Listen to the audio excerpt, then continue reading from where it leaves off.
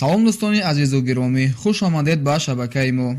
имрӯз пас аз интизориҳои тӯлонӣ президенти Федератсияи Русия Владимир Путин ба Тоҷикистон омад. Қарор аст ки Путин тӯли 2 рӯз дар Душанбе мемонад. он корҳое ки дирӯз ба анҷом расиданд мо тариқи навор пешкашатон менамоем ва он корҳое ки имрӯз ба анҷом мерасад мо ҳатман бароятон пешкаш менамоем. шумо тамошобинони гиромӣ, подписатсия кардан ва лайк гузоштанро фаромӯш насозед. ҳавопаймои раиси ҷумҳурии Русия Владимир Путин рӯзи 27 феврал дар фурудгоҳи Душанбе нишаст. Путин ва ҳайати давлатии Русияро дар фурудгоҳ сарвазир Қоҳир Расулзода ва дигар шахсони расмӣ пешвоз гирифтанд. сафари расмии президенти Федератсияи Русия ба ҷумҳурии Тоҷикистон дар рӯзҳои 25-солагии барқароршавии муносибатҳои дипломатии ду давлат ҷараён гирифта чорабиниҳои зиёди сатҳи баланди сиёсиро фаро мегирад. раиси ҷумҳурии Русия Владимир Путин силсила сафараш ба се кишвари Осиёи марказиро бо дидори Қазоқистон оғоз кард. пас аз Қазоқистон Путин вориди Душанбе шуда рӯзи 28 феврал аз ин ҷо роҳии Бишкек пойтахти Қирғизистон хоҳад шуд. Кремл мегӯяд ин силсила сафар ба солгарди 25-солагии истиқрори равобити Русия бо ин се кишвари Осиёи марказӣ бахшида шудааст, вале дар ҷараёни он байни Русияву ин кишварҳо имзои як силсила қарордодҳои муҳим дар назар дошта шудааст. Путинро дар бозидаш аз Душанбе Сергей Донской вазири захираҳои табиӣ ва экология, Максим Топлин вазири меҳнат ва ҳифзи иҷтимоӣ, Алексей Лихачёв раҳбари Росатом ва Александр Фомин ноиби вазири мудофиаи Русия ҳамроҳӣ мекунад. Владимир Колокольцов вазири дохилияи Русия аллакай субҳи 27 феврал вориди Душанбе шуд. азбаски умури муҳоҷират дар Русия ҳоло ба ихтиёри вазорати дохила супурда шудааст, омадани Колокольцов ин умедро ки дар ҷараёни сафари Путин масъалаи авфи муҳоҷирони тоҷик ҳал хоҳад шуд бештар кардааст. мулоқоти раиси ҷумҳурии Тоҷикистон Эмомали Раҳмон ва раиси ҷумҳурии Русия Владимир Путин дар қасри миллат доир шуд. Владимир Путин дар ин мулоқот гуфт ки Русия мавқеи Тоҷикистонро дар мавриди масоили минтақавӣ муҳим мешуморад. Игор Шувалов, муовини аввали сарвазири Русия, як моҳ пеш дар Душанбе гуфт ки Москав барои авфи он муҳоҷирони тоҷике ки даст ба ягон қонуншиканӣ ҷиддӣ назадаанд, омода аст. ба гуфтаи манобеи огоҳ, Русия ҷамъи муҳоҷирони тоҷикеро ки аз ҳаққи сафар ба он кишвар маҳрум шудаанд 120 000 нафар баршумурда, мехоҳад 24 000 онҳоро авф кунад. ҷониби Тоҷикистон теъдоди муҳоҷиронаш дар рӯйхати сиёҳи Русияро 34 000 нафар мегӯяд ва талабгори авфи дастикам 68 000 ва дар сурати моил кардани Москав ба даст овардани авфи ҳамаи онҳост. инак мо шуморо аз ҷараёни рӯзи дуюми сафари президенти Федератсияи Русия Владимир Путин ошно месозем. раҳбарони Тоҷикистону Русия Эмомали Раҳмон ва Владимир Путин баъди анҷоми музокираташон дар Душанбе нишасти хабарӣ доир карданд. Владимир Путин дар ин нишаст гуфтааст ки ӯву Эмомали Раҳмон дар масъалаи авфи муҳоҷирон ба тавофуқ ноил шуданд. аъзои ҳайати Русия мегӯяд ки Москав шояд то 200 000 аз муҳоҷирони тоҷикро авф кунад.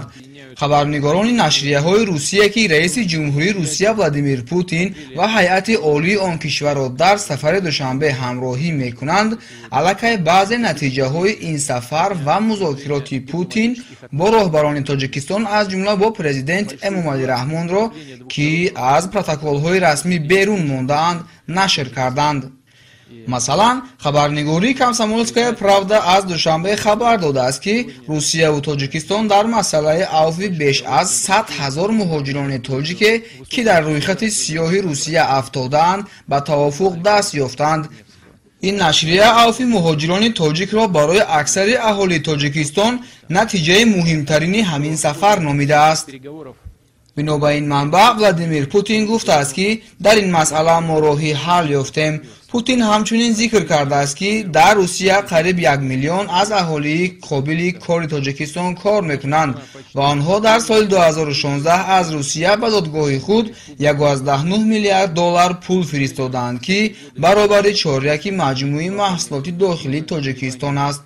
независимая газета хабар дод ки масъалаи авфи муҳоҷирони тоҷикро дар мулоқот бо Путин президенти ҷумҳурии Тоҷикистон Эмомалӣ Раҳмон бардоштааст. Путин бино ба гузориши хабарнигори независимая газета гуфтааст: мо ин масъаларо баррасӣ кардем, дар умум роҳи ҳалро ёфтем ва бар асоси тавофуқоти ба даст омада ба раиси ҷумҳурии Тоҷикистон кор хоҳем кард.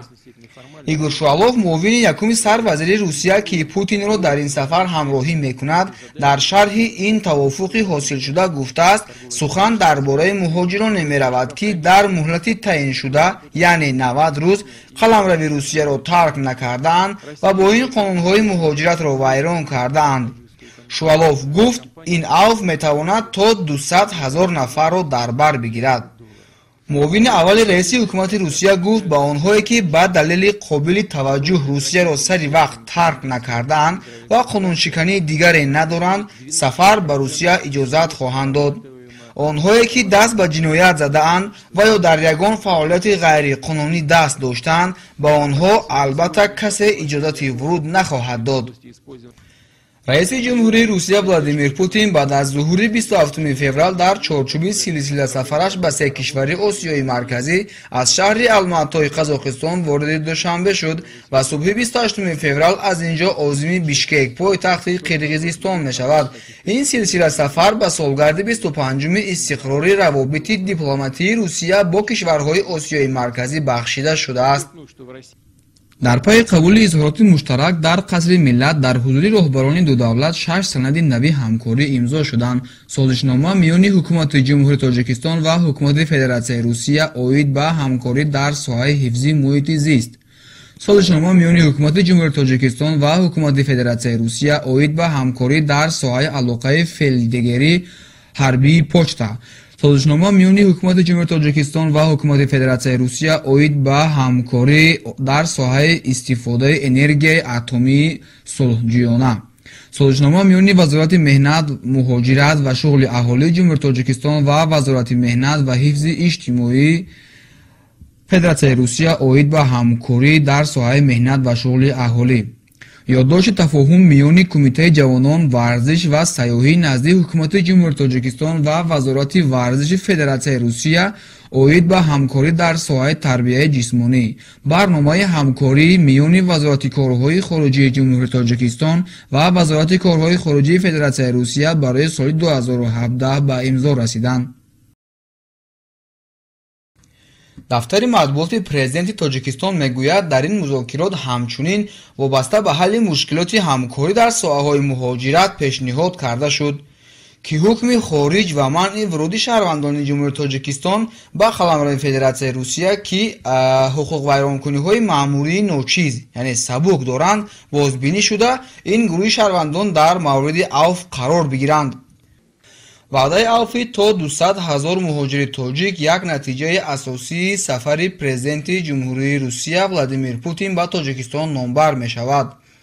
дафтари матбуоти президенти Тоҷикистон хабар дод, ки субҳи 28 феврал боз як мулоқоти хоса ва дӯстонаи Эмомалӣ Раҳмон бо раиси ҷумҳурии Русия Владимир Путин, ки аз рӯзи 27 феврал бо сафари расмӣ дар Душанбе қарор дошт, доир шудааст.